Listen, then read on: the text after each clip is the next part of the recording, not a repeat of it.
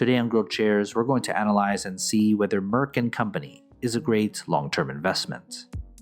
As part of the healthcare sector, the data and corresponding grades will reflect that so you can compare with other companies in different sectors.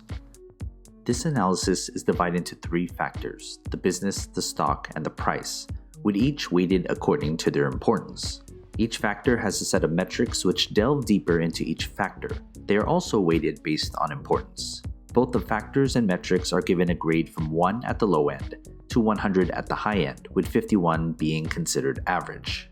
Most companies I'll analyze in this channel will hover around that 51 average, since most companies are indeed average long-term investments.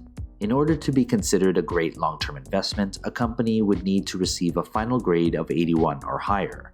When all three factors are added together, we'll get a company's final grade, which is also graded from 1 to 100. Keep in mind that this analysis is for those looking to invest for the long term. I'm a huge advocate of using data to determine an investment's viability, and wherever it leads, I'll follow. Please read the disclaimer and pause this video if needed. The business factor receives 45% of this company's overall analysis, by far the largest given allocation. Since I look at the viability of a company as a long-term investment, analyzing how it operates and generates positive cash flow is essential in determining whether to invest in it or not. There are 8 metrics that make up the business factor. These 4 metrics combine for 45%, and they tell us how bright of a future the company has. These 3 metrics combine for 35%, and they tell us how well the company is doing today.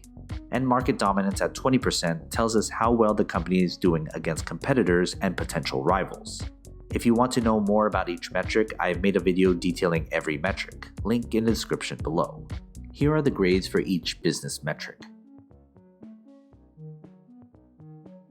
And here is the company's business grade: 10 and below making it a failed business, and 91 or higher making it an extraordinary business. The stock factor receives 35% of this company's overall analysis, the second most allocated factor. Has the company's stock performed well enough to invest in? This factor mainly deals with what others think the company's worth, based on its market action. There are 5 metrics that make up the stock factor. These 2 metrics combine for 45%, and they tell us how reliable the company's stock is.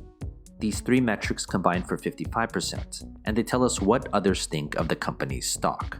If you want to know more about each metric, I have made a video detailing every metric, link in the description below. Here are the grades for each stock metric. And here's the company's stock grade, with 10 or below making it a failed stock, and 91 or higher making it an extraordinary stock. The price factor receives 20% of this company's overall analysis, the smallest allocation, yet something most investors tried to determine.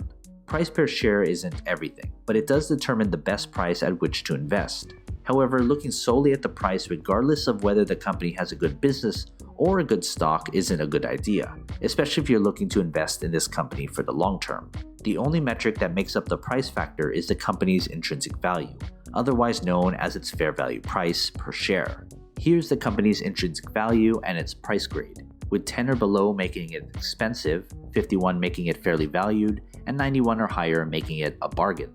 Before we look at this company's final grade, consider becoming a Patreon member for only $2 per month. As a member, you'll receive a spreadsheet with every grade from every company I've analyzed. It's updated all the time. Go to patreon.com/growthshares or click on the link in the description below. The final grade is the sum of all 3 factors, calculated into a single number graded from 1 to 100, with 10 or below being a failed company, to 91 and higher being an extraordinary long-term investment. Here's the company's final grade and what kind of investment it is. Undoubtedly, you may disagree with this analysis and the grades for this company. Often, owning this stock may give you some bias whether you agree or disagree with this analysis. I look solely at the data and nothing else. There's enough out there to create a narrative and picture of where a company is headed. The grades, factors, and metrics allocation was determined through backtesting and optimal analysis on how to properly look at a company as a long-term investment. I'll be sure to update this analysis if any news or events drastically change the grades I've given this company, so look out for that. Anyway, what are your thoughts? Do you agree or disagree with this analysis? Leave your comment below.